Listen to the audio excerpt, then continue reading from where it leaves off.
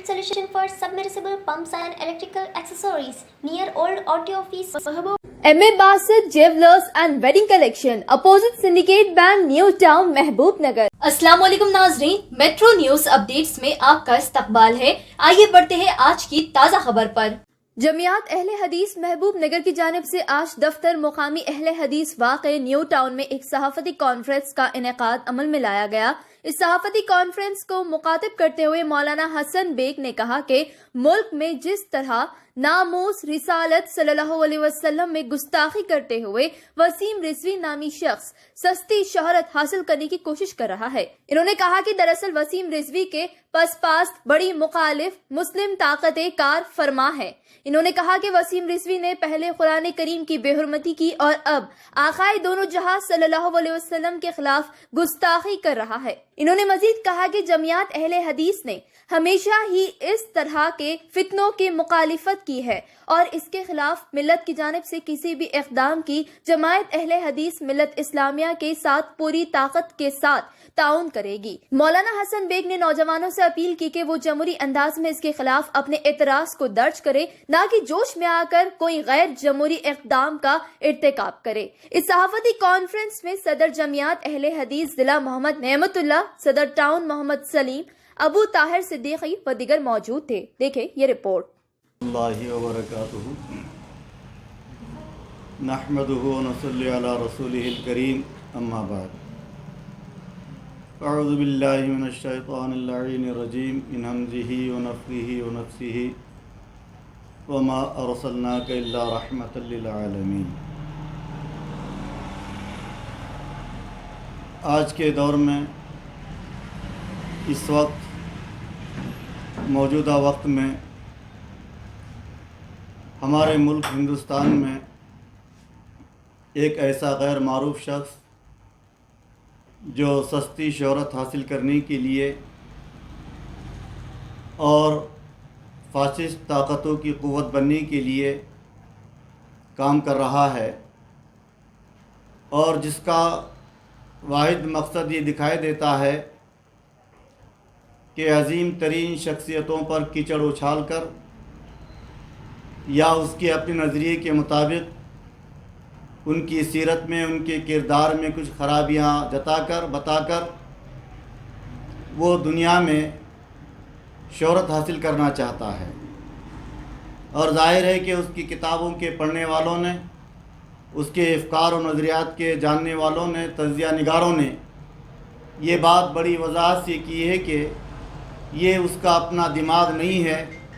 और ना ही ये उसके अपने अफ़कार और ख़यालात हैं। वो किसी और के लिए काम कर रहा है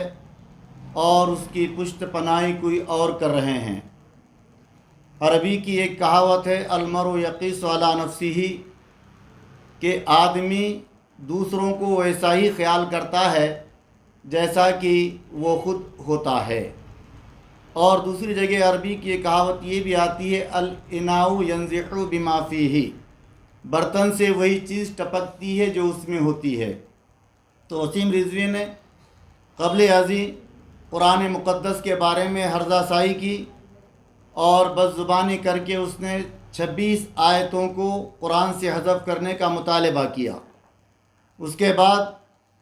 उसने हाल ही में ये किताब लिखी अल्लाह के नबी सल्लल्लाहु तआला अलैहि वसल्लम के सिलसिले में, आपके बारे में। और इस किताब में उसने आप अलैहिस्सलाम के बारे में बदगोई बदज़बानी से काम लिया। यही नहीं बल्कि आपकी अज़वाज मुतहरात पर भी उसने कीचड़ उछाला और आपके असहाब बिलखुसूस खुलफ़ाए राशिदा हज़रत अबू बकर सिद्दीक़, हज़रत उमर इब्न ख़त्ताब, हज़रत उस्मान बिन अफ़्फ़ान और हज़रत अली बिन अबी तालिब रिज़वानुल्लाहि ताला अलैहिम अजमईन के बारे में उसने बहुत कुछ बदगोई की है। तो ये उसकी अपनी साजिश का एक हिस्सा है और उससे ये बात कहलवाई जा रही है। वो कह रहा है, ज़ुबान उसकी है, ख़यालात किसी और के हैं, बज़ाहिर कलम इसके हाथ में है लेकिन नज़रियात किसी और कौम के हैं और किसी और मतलब है कि नज़र व फ़िक्र और ख़यालात रखने वालों के हैं। तो इस तरह की जो बातें हैं ये आज से नहीं بلکہ اسلام کا مطالعہ کرنے والے بخوبی اس کو جانتے ہیں کہ انسانیت کی تاریخ میں اور نبوت کی تاریخ میں ہر زمانے میں اس طرح کے بدبخت لوگ، اس طرح کے ناہنجار لوگ پیدا ہوئے ہیں کہ جنہوں نے مقدس کتابوں پر حملہ کیا، مقدس ہستیوں پر حملہ کیا۔ یہی نہیں بلکہ اسلامی تاریخ ہمیں یہ بتاتی ہے کہ اس طرح کے بدبخت لوگوں نے نبیوں، رسولوں پر، پیغمبروں پہ حملہ کیا، ان کو قتل کیا، ان کو آرے سے چیرا۔ حتی الامکان جو کچھ ان کے طاقت میں تھا وہ ہر زمانے میں کرتے رہے۔ اسی کی نسل کا، اسی کی شاخ کا یہ شخص وسیم رضوی ہے جو آج ہندوستان میں رونما ہوا، ظاہر ہوا، اور وہ اپنے آپ کو جو ہے سب سے زیادہ پڑھا لکھا، سب سے زیادہ سمجھدار اور عقل مند تصور کر رہا ہے۔ لیکن اس کو معلوم ہونا چاہیے کہ وہ سورج پہ تھوک رہا ہے، اور ظاہر ہے کہ سورج پر جو شخص تھوکنے کی کوشش کرے گا وہ تھوک خود اس کے منہ پر آ کر گرے گا، اور انشاءاللہ العزیز ایک نہ ایک دن اس کی روح سیاہی ہوگی۔ جمعیت اہل حدیث نے، چاہے وہ مقامی اکائی ہو، ضلعی اکائی ہو، صوبائی تنظیم ہو یا مرکزی جمعیت ہو، اول دن سے اس بات کا رد کیا، اس کے خیالات کی تردید کی، اور اس کے کتابوں اور اس کے نظریات کی نفی کی۔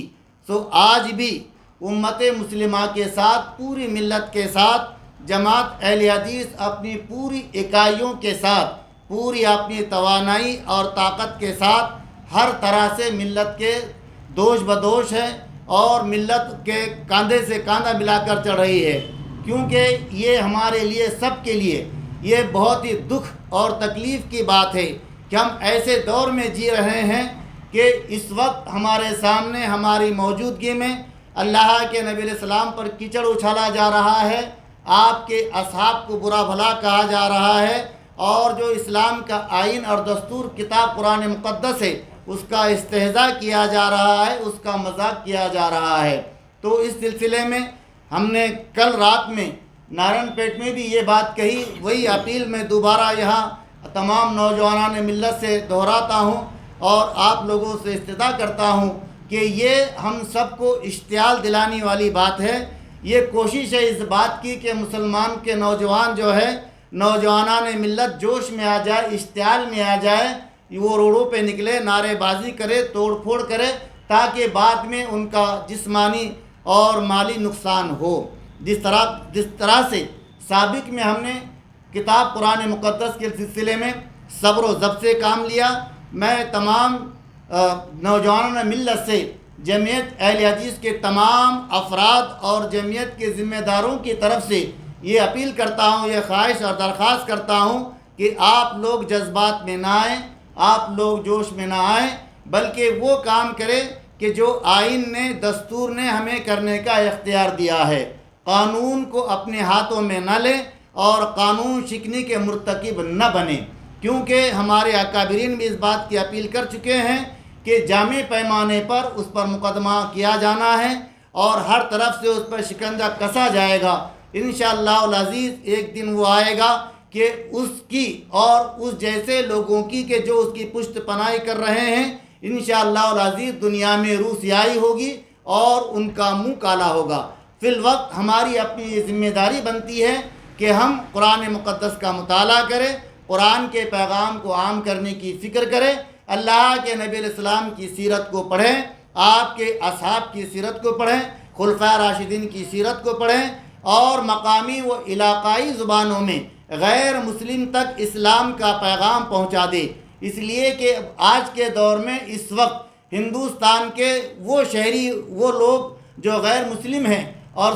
سیکولر ذہن رکھنے والے ہیں، وہ اس بات کو چاہ رہے ہیں، دیکھ رہے ہیں اور مطالعہ کر رہے ہیں کہ آخر وسیم رضوی نے جو بات کہی ہے اس کی حقیقت کیا ہے۔ لہذا حقیقی روپ، حقیقی شکل اسلام کی اگر ہم غیر مسلموں تک پہنچا دیں تو یہ نہ صرف ان کے ذہن کو صاف کرنے والی بات ہوگی، بلکہ عین ممکن ہے کہ انہیں اسلام سے رغبت ہو جائے اور وہ دائرہ اسلام میں داخل ہو جائے۔ بے شک بظاہر یہ ایک تکلیف دہ امر ہے، اور اس کے ان حرکتوں سے، اس کے ذلیل الفاظ سے اور اس کے اس ناقص اور گھٹیا افکار و نظریات سے امت مسلمہ کے ہر فرد کو دلی تکلیف ہے اور ہمیں بڑا روحانی کرب ہے، لیکن اس کے پیچھے بھی اللہ کی جو حکمت ہے ہم اس کو مد نظر رکھیں کہ ہر برائی کے بعد اللہ تعالیٰ اس میں سے بھلائی کا پہلو نکالتا ہے اور ہر خرابی کے بعد جو ہے اس میں اچھائی نکل آتی ہے۔ ان مع العسر یسرا، اللہ تعالیٰ نے وعدہ کیا ہے